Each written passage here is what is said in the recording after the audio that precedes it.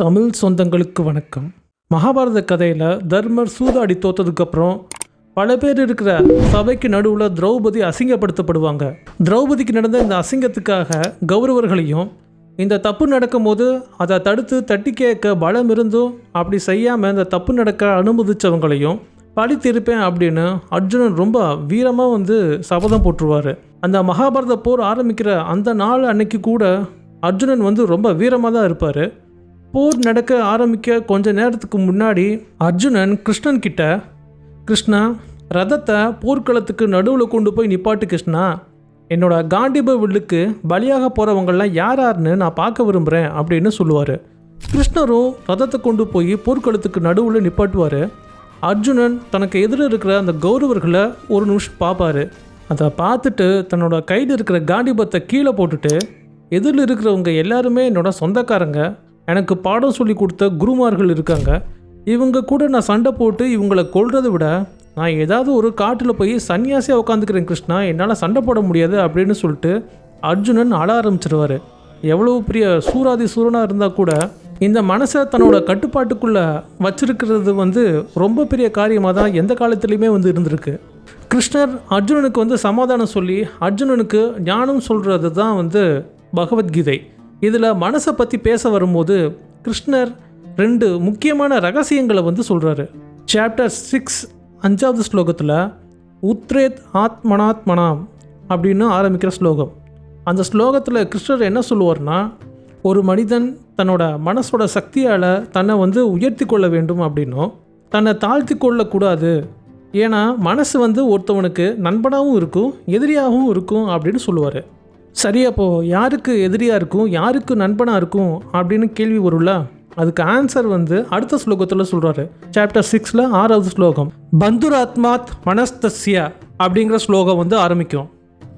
அதில் மனசை கட்டுப்படுத்த தெரிஞ்சவனுக்கு மனசு நண்பனாக இருக்கும் அப்படின்னும், ஆனால் மனசை கட்டுப்படுத்த தெரியாதவனுக்கு மனசு மிகப்பெரிய ஒரு எதிரியாக இருக்கும் அப்படின்னு சொல்லுவார்.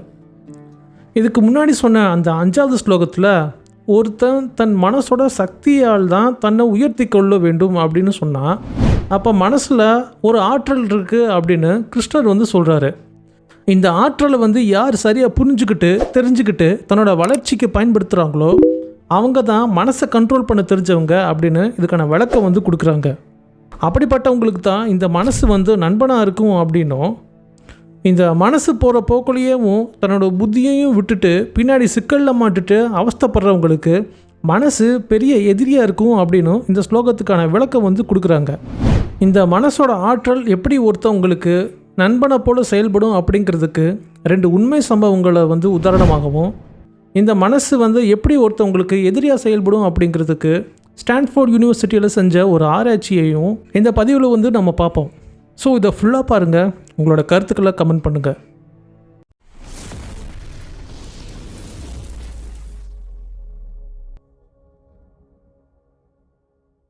அது என்னமோ லைஃப்பில் நல்லா பெருசாக சாதித்தவங்க எல்லாருமே வாழ்க்கையை ரொம்ப பாசிட்டிவாக தான் பார்க்குறாங்க. அவங்க பரம்பரை பணக்காரங்களாக இருந்தாலும் சரி, இல்லை ரொம்ப ஏழ்மையான நிலையிலிருந்து லைஃப்பில் முன்னுக்கு வந்தவங்களாக இருந்தாலும் சரி, அவங்க வாழ்க்கையை பார்க்குற விதமே வேறு மாதிரி இருக்குது. பெரும்பாலான மக்கள் எதிர்மறையான எண்ணங்களில் மூழ்கி இருக்கும்போது இவங்க எல்லா விஷயத்தையும் நேர்மறையான சிந்தனையில் தான் பார்க்குறாங்க. தன்னோட புத்தியையும் மனசையும் ஒன்றா எப்படி சரியாக பயன்படுத்துறது அப்படின்ற விஷயம் அவங்களுக்கு எப்படியோ தெரிஞ்சிருக்கு. தெரிஞ்சோ தெரியாமலோ அவங்க செய்கிற வேலைகளில் மனசையும் புத்தியும் ரொம்ப சரியாக அவங்க பயன்படுத்துகிறாங்க. சூரிய ஒளிக்கதிர்கள் மாதிரி அவங்க மனசு எல்லா இடத்துல பரவி இருந்தாலும் தன்னோட புத்தியை பூத கண்ணாடி மாதிரி வச்சு அவங்களோட மனசை ஒன்றா கட்டுப்படுத்தி அவங்களுக்கு வேண்டிய விஷயங்களை சாதிச்சுக்கிறாங்க. ஒரு சாதாரணமான மனிதன் தன்னோட விருப்பம் எதுக்கு நிறைவேறலை, இல்லைனா இந்த விஷயத்தை எதுக்கு பண்ண முடியாது அப்படின்னு அந்த காரணங்களை கண்டுபிடிக்கிறதுக்காக மட்டும்தான் தன்னோட புத்தியை பயன்படுத்துகிறாங்க.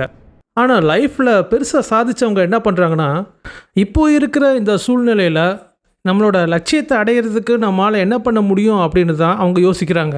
வழிகளை கண்டுபிடிச்சதுக்கப்புறம் அதுக்கு தகுந்த மாதிரி செயல்படவும் ஆரம்பிக்கிறாங்க.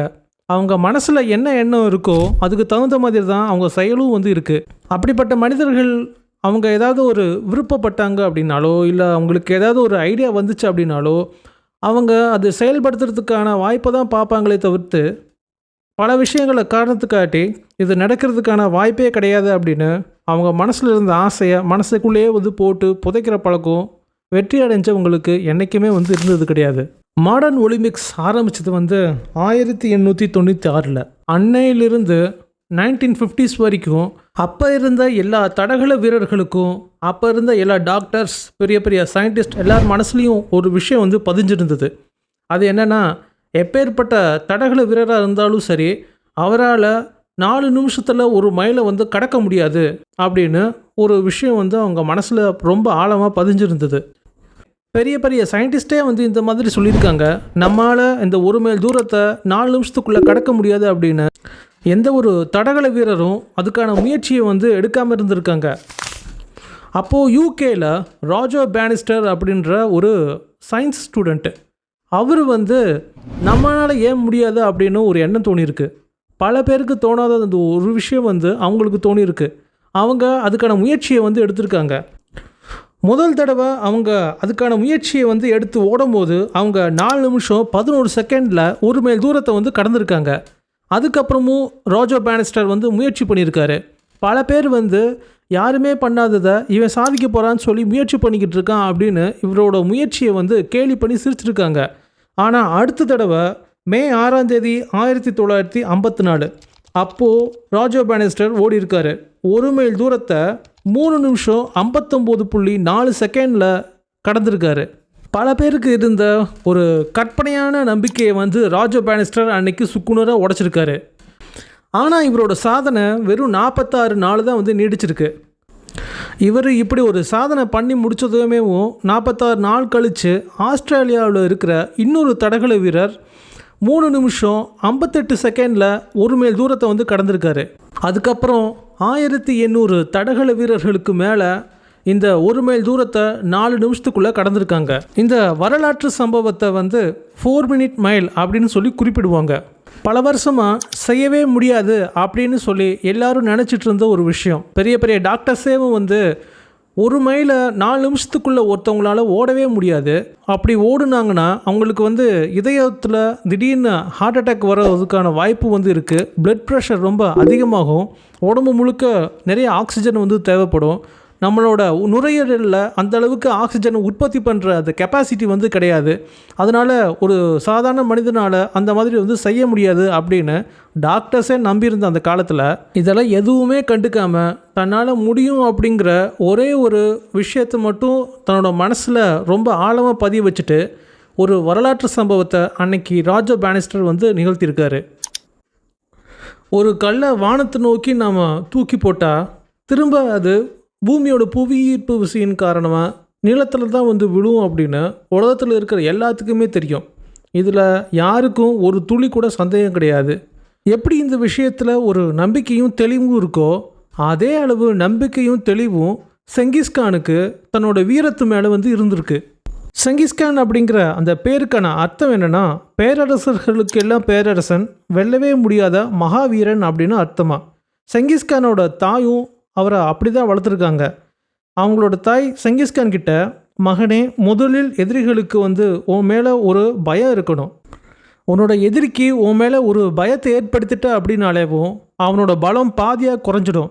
பயத்தோடு வந்து சண்டை போட வரவன் யாராக இருந்தாலும் அவன் வந்து ஜெயிச்சதா சரித்திரம் கிடையாது அப்படிங்கிற பாசிட்டிவான வார்த்தையை செங்கிஸ்கானுக்கு சின்ன வயசில் இருந்தேவும் சொல்லி வளர்த்துருக்காங்க. செங்கிஸ்கான் இந்த வார்த்தைகளை வந்து முழுசுமாக நம்பியிருக்காரு. தான் ஒரு வீரன் அப்படின்னும் தான் ஒரு சிறந்த தலைவன் அப்படிங்கிறதுலையும் செங்கிஸ்கானுக்கு என்றைக்குமே வந்து சந்தேகம் இருந்தது கிடையாது. செங்கிஸ்கான் சீனாவை நோக்கி படையெடுத்து போகும்போது செங்கிஸ்கானை எதிர்த்து 4 லட்சம் படை வீரர்கள் வந்து செங்கிஸ்கானுக்கு எதிராக வந்து வந்திருக்காங்க. செங்கிஸ்கானுக்கு இருந்தது மொத்தம் 30,000 பேர் தான். அந்த 30,000 பேரை வச்சுட்டு சீனாவுக்குள்ளே நுழைஞ்சு பட்டையை கிளப்பியிருக்காரு செங்கிஸ்கான்.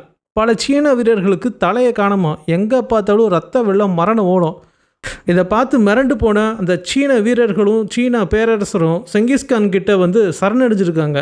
செங்கிஸ்கான் மாதிரியான அரசர்களுக்கு அவங்களோட மனசில் நேர்மறையான எண்ணங்கள் அப்படிங்கிற விதையை விதைச்சதுனால வந்த விளைச்சல் தான் இந்த மாதிரியான வெற்றிகள் எல்லாம்.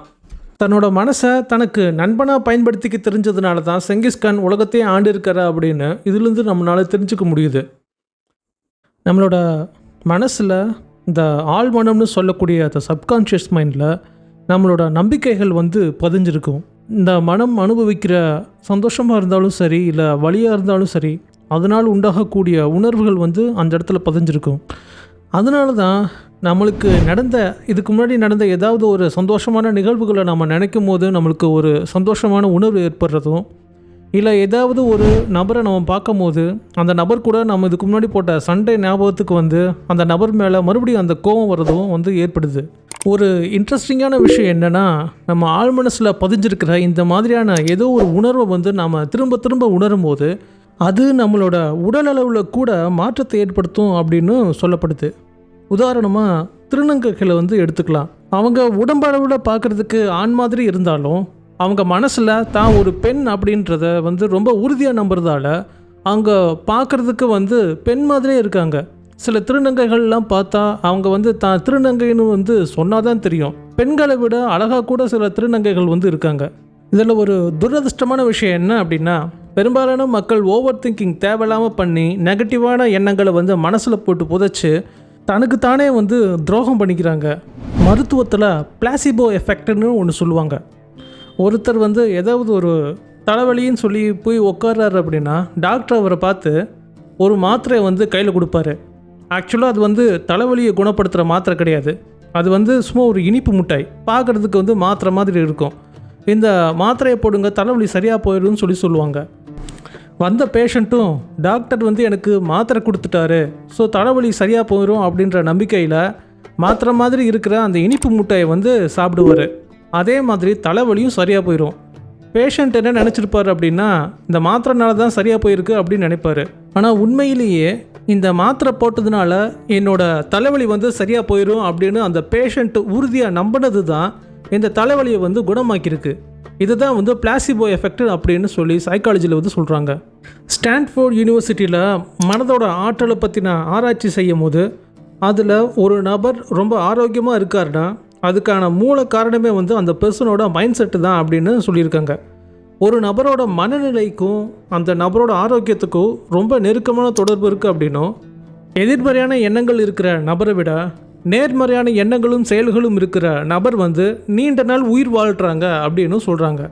அதே மாதிரி ஒரு நபர் அவர் பண்ணுற வேலை அது ஒரு இடத்துலேருந்து இன்னொரு இடத்துக்கு நடந்து போகிறதா இருந்தாலும் சரி, இல்லைனாக்கா உடம்புக்கு சின்ன சின்ன அசைவுகள் கொடுக்குற வேலைகளாக இருந்தாலும் சரி, அந்த வேலை செய்யும்போது அந்த நபர் இது ஒரு எக்ஸசைஸாக நினச்சி நான் பண்ணுறேன், இது என் உடம்புக்கு நல்ல ஒரு ஆரோக்கியத்தை கொடுக்குது அப்படின்னு ஒரு நபர் நினச்சி பண்ணும்போது அந்த நபரும் நீண்ட நாள் உயிர் வாழ்கிறாங்க அப்படின்னு இந்த ஆராய்ச்சியில் சொல்கிறாங்க. இப்போது ஹாஸ்பிட்டலில் அட்மிட் ஆகிற பேஷண்ட் ஒருத்தருக்கு வீக்கான மைண்ட் செட் இருந்துச்சு அப்படின்னா அவருக்கு தான் அந்த நோய் குணமாகிறதா இருந்தாலும் சரி, இல்லை ஏதாவது ஒரு சர்ஜரி அந்த நபருக்கு பண்ணியிருக்காங்க அப்படின்னா அந்த சர்ஜரி குணமாகிறதுக்கும் அவங்களுக்கு நிறைய டைம் எடுத்துக்குதாமா. ஏதாவது ஒரு சின்ன அடிபட்டுருந்தா கூட அந்த நபருக்கு அதிகமாக வலிக்குதாமா. அந்த நபருக்கு தான் அதிகமான வலி நிவாரணி தேவைப்படுது. அந்த நபர் ஹாஸ்பிட்டல் விட்டு டிஸ்சார்ஜ் ஆகி போகிறதுக்கே அதிக நாள் எடுத்துக்குதாமா. இதே ஒரு பாசிட்டிவான மைண்ட் செட் இருக்கிறவங்களுக்கு சீக்கிரமாகவே அந்த ஹாஸ்பிட்டல் விட்டு டிஸ்சார்ஜ் ஆகி போயிடுவாங்களாம். அவங்களுக்கு அதிகமான வலி நிவாரணி கூட தேவைப்படாதான். இன்னொரு வேடிக்கையான விஷயம் என்னென்னா, நெகட்டிவான மைண்ட் செட் இருக்கிறவங்களுக்கு செரிமான கோளாறு இருக்குமா. யாராவது ஒருத்தர் நல்ல வளர்ச்சி அடைகிறாங்கன்னா அவங்க வளர்ச்சியை பார்த்து பொறாமப்படுறவங்க அந்த வளர்ச்சி அடைஞ்ச நபரை பார்த்து எனக்கு வயிறு எரிக்குதுன்னு சொல்லுவாங்க. எல்லாம் அவங்க எதிர்மறையான மனநிலையினால் அந்த அஜீரண கோளாறு தான் காரணமாக இருக்கும் போல். தலைவலி, ஹார்ட் அட்டாக்கு, அதுக்கடுத்து மன அழுத்தம் வர்றதுக்கு அவங்களோட உடம்புல இருக்கிற ஹார்மோன் சேஞ்ச் ஆகி அதிகமாக சாப்பிட்றது, தூக்கம் இல்லாமல் தவிக்கிறது, இதெல்லாம் நெகட்டிவான மனநிலையினால் வர பாதிப்புகள் அப்படின்னு சொல்கிறாங்க. ஏதாவது ஒரு நல்ல விஷயம் பக்கத்தில் நடந்தால் கூட அது நமக்கு தெரிய மாட்டேங்குது. யாரும் நல்ல விஷயத்தை கண்டுக்க மாட்டேங்கிறோம். ஸோ நெகட்டிவான விஷயத்த நமக்குள்ளே வாங்கி நம்மளோட மனசை நம்மளை அறியாமையே எதிரியாக மாற்றாம செங்கிஸ்கான் மாதிரி நம்மளோட மனசை நமக்கு நண்பனாக்க பழகிக்கிட்டு லைஃப்பை சந்தோஷமாக வாழ்வோம், என்ஜாய் பண்ணுவோம். ஸோ இந்த பதிவு உங்களுக்கு பிடிச்சிருந்துச்சுன்னா லைக் பண்ணுங்கள். இதே மாதிரியான விஷயங்களை தெரிஞ்சுக்க விரும்புகிற நபர்களுக்கு இதை ஷேர் பண்ணுங்கள். நன்றி.